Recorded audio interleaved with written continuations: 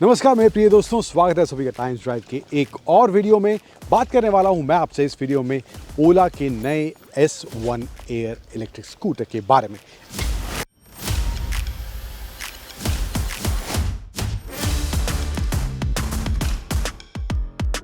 S1 Pro already ओला बेचती आ रही है। S1 भी बीच में आया था, लेकिन अब उस S1 की जगह ले रहा है ये नया S1 एयर। अब इस S1 एयर में क्या ओला ने तब्दीलियां की हैं?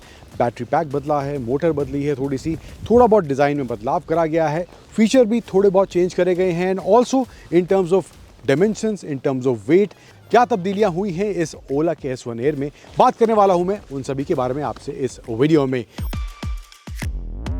और वीडियो के अंत में हमेशा की तरह मैं आपको बताऊंगा 3 धांसू और 3 नॉट सो धांसू एलिमेंट्स क्या लगे मुझे इस ओला S1 एयर के बारे में। तो चलिए शुरुआत करते हैं।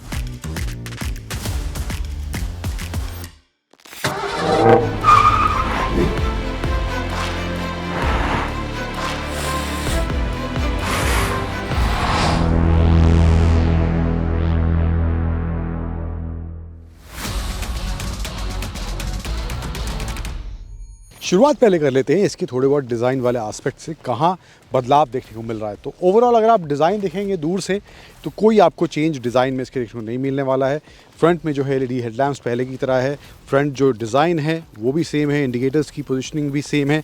जो चेंज आपको दिखेगा वो है इन टर्म्स ऑफ टेलीस्कोपिक फोक्स, जो कि पहले S1 Pro में जो था वो आपको सिंगल शॉक मिलता था फ्रंट में, लेकिन अब यहाँ पे टेलीस्कोपिक फोक्स दिए गए हैं। एंड अपने ओला आने वाले स्कूटर्स में भी ये डुअल टेलीस्कोपिक फोक्स का इस्तेमाल करने वाला है। नीचे देखेंगे यहाँ पर डिस्क ब्रेक नहीं है, ड्रम ब्रेक्स का इस्तेमाल करा गया है आगे पीछे, एंड इसके साथ साथ एलॉय व्हील इसमें नहीं है, इसमें स्टील व्हील का इस्तेमाल करा गया है। व्हील की साइज़ की बात करूँ तो 12 इंच का 90 सेक्शन का टायर इसमें दिया गया, आगे पीछे दोनों सेम टायर देखने को मिलते हैं।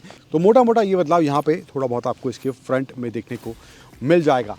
साइड में आए तो यहाँ पर एक जो कंप्लेंट बहुत से कस्टमर्स की थी, या हमें भी लगता था जब हम S1 Pro चलाते थे, अभी भी जो S1 Pro बिक रहा है उसमें भी वैसा ही है, लेकिन यहाँ पर जो चेंज हुआ है आप देखेंगे इसका जो फ्लोर बोर्ड है ये थोड़ा फ्लैट हो गया है पहले के मुकाबले। जो दिक्कत थी उस कर्व की वजह से, बैटरी जिस तरह पहले डिज़ाइन थी, तो ये जो डिज़ाइन में चेंज हुआ है बैटरी की, उसकी वजह से इसका ये जो फ्लोर बोर्ड है ये भी थोड़ा फ्लैट पहले के कंपैरेटिवली हो गया है, विच इज़ गुड। थोड़ा पोस्चर जो है बेटर अब यहाँ पे देखने को मिलता है जब इस स्कूटर पे बैठेंगे। इसके अलावा साइड प्रोफाइल में कोई बदलाव नहीं है, कलर में थोड़ा बहुत आपको डिफरेंस दिखेगा। S1 Pro में जो है बॉडी कलर थ्रू आउट देखने को मिलता है, यहाँ पे body colour plus black panel का इस्तेमाल करा गया है। पीछे की तरफ आएँ तो यहाँ पे भी तब्दीली आपको दिखेगी। अब इसमें जो है डुअल रियर शॉक्स दिए गए हैं, जबकि S1 Pro में जो है सिंगल मोनोशॉक आता है, एंड दैट इज़ बिकॉज ये डुअल शॉक देने का पर्पस क्या है, क्योंकि इसमें जो है हब मोटर का इस्तेमाल करा गया है। S1 Pro में जो है बेल्ट ड्रिवन मोटर आती है, लेकिन यहाँ पर हब मोटर का इस्तेमाल करा गया है। And Ola is right now not manufacturing this hub motor, किसी सप्लायर से उन्होंने डील किया है, जो भी किया है अभी फ़िलहाल उससे ये सोर्स कर रहे हैं, लेकिन ओला कहना है कि आने वाले समय में वो इसको भी अपने प्लांट में ही बनाना शुरू करेंगे। तो ये चेंज यहाँ पर रियर में देखने को मिलेगा। इसके अलावा ऊपर की तरफ आएँ तो अब ये ग्रैब हैंडल जो है, जिसको लेकर काफ़ी कस्टमर्स बोलते थे कि प्रॉपर एक ग्रैब हैंडल होना चाहिए ताकि बैक सपोर्ट जो है, जो पीछे पैसेंजर बैठा है, पीछे सवारी बैठी है, उसका सपोर्ट थोड़ा बेटर बने, पकड़ थोड़ी अच्छी बने। पहले जो है डिवाइडेड, या कहें कि S1 Pro में जो है वो डिवाइडेड यहाँ पे ग्रैब रेल देखने को मिलता है, लेकिन अब ये सिंगल फ्रेम यहाँ पे दिया गया है, एंड ये बेटर पकड़ ऑफ कोर्स बनती है। थोड़ा सपोर्ट भी पीछे जो बैठा है उसके लिए थोड़ा बेटर इसकी वजह से ज़रूर बनता है।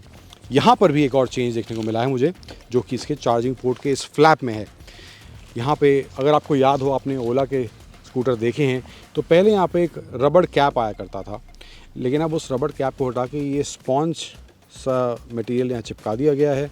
आई डोंट नो ये क्यों किया गया है, बट ओला कह रही है इससे हमारा पर्पस सॉर्ट होता है और कॉस्ट भी थोड़ी बच जाती है, तो मे भी इसलिए किया गया होगा। लेकिन यहाँ पे फ़िलहाल ये चेंज देखने को मिल रहा है। Tell us in the comment section, आपको वो रबड़ कैप लगता है ज़्यादा सही था, या ये जो लगाया है उन्होंने ये ज़्यादा सही है, बताइए हमें। एंड S1 एयर की बैजिंग यहाँ आपको इसके पीछे देखने को मिल जाएगी। अब एक और जो चेंज हुआ है, बहुत ही छोटा चेंज है, वो कि इसके बूट स्पेस को लेके। बूट स्पेस का साइज़ जो है S1 Pro में है जो वो अराउंड 36 लीटर्स का है, इसमें जो है 34 लीटर्स का है, बट एनफ स्पेस यहाँ पर इसमें देखने को मिल रहा है, काफ़ी अच्छा खासा स्पेस है। अब एक इशू जो मुझे फेस हुआ इसकी राइड के दौरान वो है कि इसकी सीट जो है वो अंदर की तरफ धंस रही थी। जब मैं एक दो बार इसको स्पीड बम्प पे हल्का सा मैंने जंप कराया तो सीट इसकी अंदर धंस रही है और मुझे ऐसा लग रहा है कि मैं बूट के अंदर मैं खुद धंस रहा हूँ। तो ये एक इशू मुझे लगा इन टर्म्स ऑफ राइड के टाइम पे। यहाँ पे जो सीट का मुझे लगता है मटेरियल में कुछ चेंज हुआ है, जो प्लास्टिक नीचे यूज़ करा गया है, या फिर गैप जो जिस तरह का बना हुआ है या सपोर्ट अच्छा नहीं है तो उस वजह से ही हो रहा है। बट ये इशू मुझे लगता है यहाँ पर सॉल्व होना चाहिए, क्योंकि राइड के हिसाब से अगर स्कूटर पर कोई भी बैठा है और ये इशू फेस कर रहा है then I think this is something really major and ये इशू रिजॉल्व ज़रूर होना चाहिए।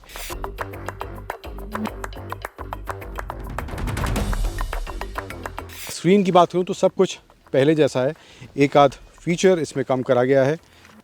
सेम स्क्रीन का साइज़ है, डिस्प्ले वगैरह सेम है, कोई चेंज नहीं हुआ है, कटौती नहीं करी गई है कहीं डिस्प्ले में। देन अगेन यहाँ पे आपको ब्लूटूथ कनेक्टिविटी जो कौन सा मोड है वो आप देख सकते हैं, एंड ऑल टाइम कितना रन कर चुका है स्कूटर, ट्रिप मीटर है, बैटरी परसेंटेज है, साइड स्टैंड इंडिकेटर, टाइम वगैरह। राइट में जाएंगे तो ये सब इन्फॉर्मेशन, नेविगेशन वगैरह की इन्फॉर्मेशन मिल जाएगी। और राइट में जाएंगे साउंड सेटिंग्स है, जिसमें जाने के बाद आप इसकी जो साउंड्स हैं उसको एडजस्ट कर सकते हैं, वो चेंज करने का ऑप्शन है। मूड साउंड का भी ऑप्शन आपको कम ज़्यादा करना है। लाइट्स, राइडिंग में जाएंगे तो आप इसका रीजनरेटिव ब्रेकिंग सेट कर सकते हैं। बैटरी में जाएंगे तो वैकेशन मोड वगैरह सब कुछ पहले जैसा ही है। जो एक चीज़ इसमें कम हुई है वो हुई है इन टर्म्स ऑफ मोड। अब मोड जो है इसमें प्रैक्टिकली आप स्विच तो दो ही मोड में कर सकते हैं, नॉर्मल या स्पोर्ट। इको मोड में ही ऑटोमेटिकली स्विच करता है जब इसकी रेंज डिप होती है, लेकिन दो मोड इसमें दिए गए हैं। मतलब जबकि तीन मोड जो हैं S1 Pro में आते हैं, नॉर्मल, स्पोर्ट और हाइपर मोड। तो हाइपर मोड जो है इसमें नहीं दिया गया है। और बैटरी पैक जो है इसका 3 किलोवाट आवर का बैटरी पैक यूज़ करा गया है। अब बैटरी पैक भी छोटा है, थोड़ा बहुत वेट में उसकी वजह से कटौती भी हुई है। तकरीबन 13 kg जो है इसका वेट कम हो गया है S1 Pro के मुकाबले। तकरीबन 108 kg इसका वेट है, जबकि जो S1 Pro है उसका अराउंड 121 kg के आसपास वेट है। तो 13 kg का वेट अराउंड। कुछ चेंजेस जो हैं इन टर्म्स ऑफ बैटरी पैक या मोटर को लेके थोड़े बहुत, तो उस वजह से वेट में कटौती भी हुई है। तो ये कुछ मामला है इन टर्म्स ऑफ S1 Air के डिज़ाइन, फीचर्स वगैरह जो चीज़ें देखने को मिल रही हैं। और जो फीचर्स जैसे कि स्पीकर्स वगैरह, USB चार्जिंग पोर्ट, सब कुछ दिया गया है, कहीं कटौती नहीं करी गई है। सिर्फ हाइपर मोड में कहूँ इन टर्म्स ऑफ फीचर्स वहाँ पे कटौती करी गई है। हैंडल बार की बात करूँ तो यहाँ पे क्रूज़ मोड है, high beam, low beam, same switches जैसे कि हमने S1 Pro में देखे हैं। मोड चेंज करने का ऑप्शन, म्यूज़िक, ट्रैक आगे पीछे, प्ले पॉज करने का ऑप्शन, सब कुछ पहले जैसा है, कोई कटौती वहाँ पर नहीं करी गई है। तो मामला कुछ ये है इन terms of features and in terms of overall design जो इस ओला के S1 Air में है। अब राइड का थोड़ा बहुत मैंने आपको बताया इन टर्म्स ऑफ सीट कैसा लगा मुझे, but in terms of performance कैसा है, बैटरी रेंज किस तरह की देखने को मिल रही है, थोड़ा बहुत हमने इसको चलाया है, क्या इसका राइड हैंडलिंग देखने को मिल रहा है, आगे बढ़ते हैं और बात करते हैं उसकी।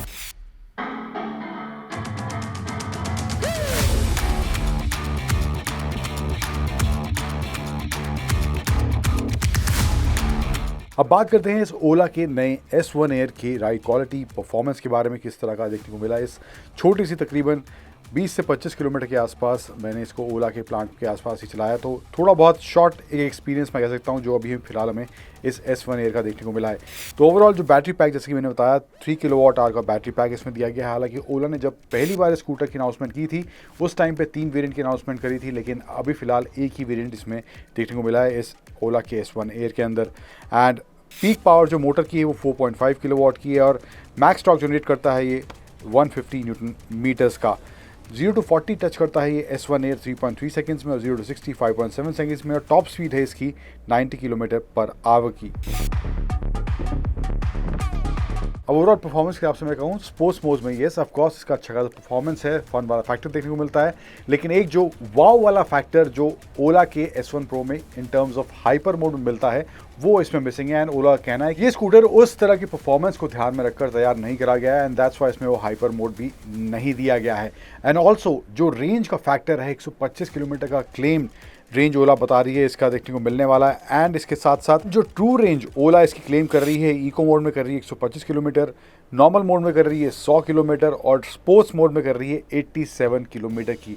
लेकिन मुझे स्पोर्ट्स मोड में अगर बात करूं तो वहां पर बहुत ही तेज़ी से इसका रेंज मुझे गिरता हुआ दिखाई दिया। तकरीबन 80% से मैंने स्टार्ट किया था और पौने घंटे के आसपास मैंने चलाया, एंड रेंज 80% से उस पौने घंटे के डिफरेंस में तकरीबन 15 किलोमीटर मैंने चलाया होगा, एंड 80% से नीचे आकर वो अराउंड 36-37% पे चला गया। तो आप लगा ले तकरीबन अंदाज़ा 43 या 44 परसेंट का डिप देखने को मिला मुझे इस स्पोर्ट्स मोड में, तो वो मुझे लगा थोड़ी ज़्यादा तेज़ी से रेंज डिप हो रही है। अगर आप इसको नॉर्मल मोड में चला रहे हैं तो थोड़ा बेटर रेंज ऑफ कोर्स देखने को मिलेगा, लेकिन अगर आप एक्सपेक्ट कर रहे हैं कि स्पोर्ट्स मोड में आपको फन वाला फैक्टर चाहिए, साथ ही साथ आपको अच्छी रेंज भी चाहिए, तो वहाँ पर आपको थोड़ी सी निराशा होगी। बट अदरवाइज नॉर्मल मोड या इको मोड में जैसे ऑटोमेटिकली स्विच करता है तो वहाँ पर इसका परफॉर्मेंस डिसेंट दिखाई देता है। सिटी पर्पस के हिसाब से मुझे लगता है ये स्कूटर ज़्यादा प्रैक्टिकल साबित होगा। अगर आप सोच रहे हैं कि हाईवे प्लस सिटी कॉम्बिनेशन दोनों अच्छा देखने को मिले, तो हाईवे में थोड़ा बहुत मैं कहूँ कि आप यूज़ कर सकते हैं, लेकिन मोस्ट ऑफ द टाइम मुझे लगता है इसका सिटी में ही इस्तेमाल करा जा सकता है।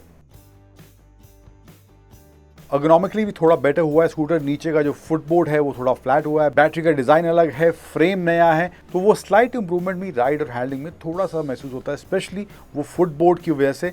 एंड ऑल्सो जो एक मेजर एलिमेंट मुझे लग रहा है कि जहां पर सुधार की जरूरत है, आई डोंट नो सिर्फ जो स्कूटर मैं चला रहा था उसी में वो दिक्कत थी, जो सीट को लेकर है कि जो सीट अंदर सिंक हो रही थी, ये एक बहुत ही मेजर इशू है। एंड मुझे लगता है यहाँ पर बिल्कुल ही कोई कॉम्प्रोमाइज़ नहीं करा सकता है, तो ये मुझे लगता है यहाँ पर इस एरिया में सुधार की बिल्कुल ज़रूरत है।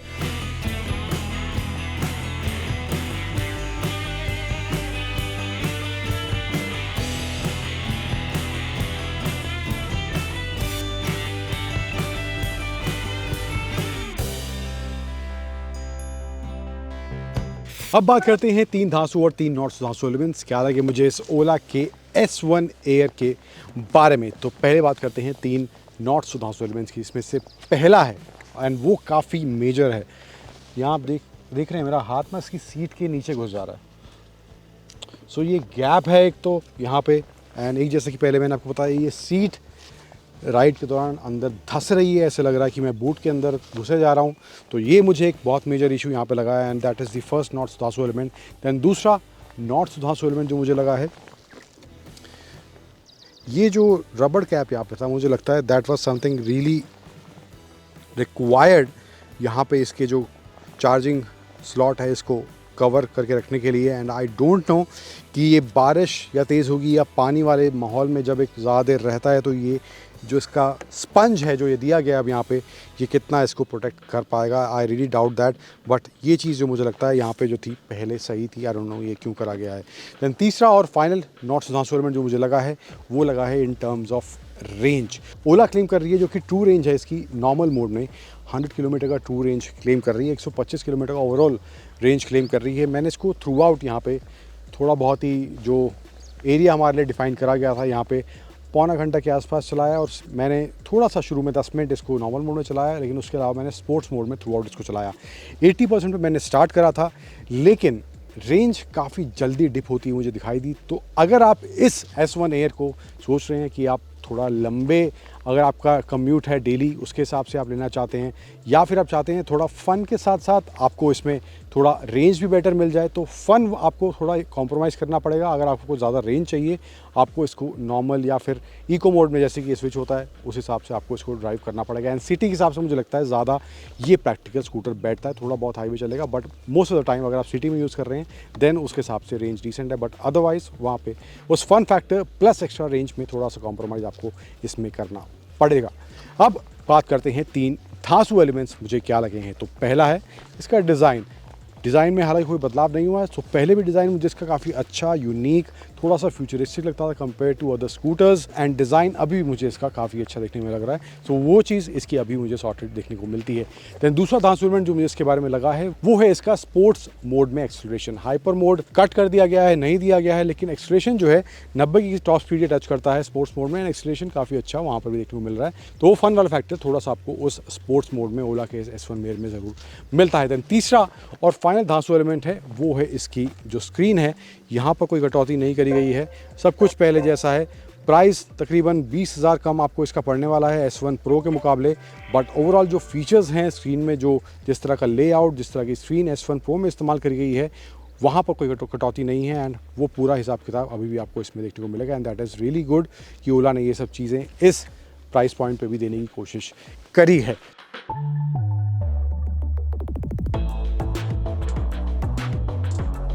But overall as a package की बात करूँ तो 1,10,000 तक इसका प्राइस रखा गया है। 15 अगस्त तक जो कस्टमर्स ले रहे हैं इसको, उनके लिए, उसके बाद जो कस्टमर्स लेंगे और उनके लिए प्राइस 1,20,000 पड़ने वाला है। लेकिन मुझे लगता है ओवरऑल पैकेज अगर देखें इस स्कूटर को, तो ओला ने फीचर्स में बहुत ही माइन्यूट सी कटौती की है। हालांकि बैटरी रेंज में कमी आई है ऑफकोर्स, लेकिन ओवरऑल एथर का 450S भी हाल ही में अनाउंस हुआ है, वहां पर एकदम नया स्क्रीन देखने को मिलता है। जिस तरह का स्क्रीन एथर अपने 450X में यूज करता है, 450S में एकदम डिफरेंट स्क्रीन देखने को मिल रहा है। कुछ नेविगेशन वगैरह का ऑप्शन उस एथर के 450S में नहीं है, लेकिन ओला ने वो चीज़ें S1 Pro से नीचे आने के बाद भी अपने इस S1 Air में रिटेन करी हैं। तो वो एक मुझे लगता है एक बहुत ही कमेंडेबल एफर्ट है ओला की तरफ से, जहां पर उन्होंने ये फीचर वाला स्क्रीन वाला एलिमेंट रिटेन करके रखा है अपने इस थोड़े कम दाम वाले स्कूटर के अंदर भी। तो ओवरऑल मुझे लगता है स्कूटर का पैकेजिंग, स्कूटर का डिज़ाइन, जिस तरह का फील है, रेंज डिसेंट है, परफॉर्मेंस अच्छा खासा स्पोर्ट्स मोड में देखने को मिलता है। सो वहाँ पर मुझे लगता है स्कूटर काफ़ी सॉर्टेड फील हो रहा है। एंड इन केस आप थोड़े से पैसे बचाना चाहते हैं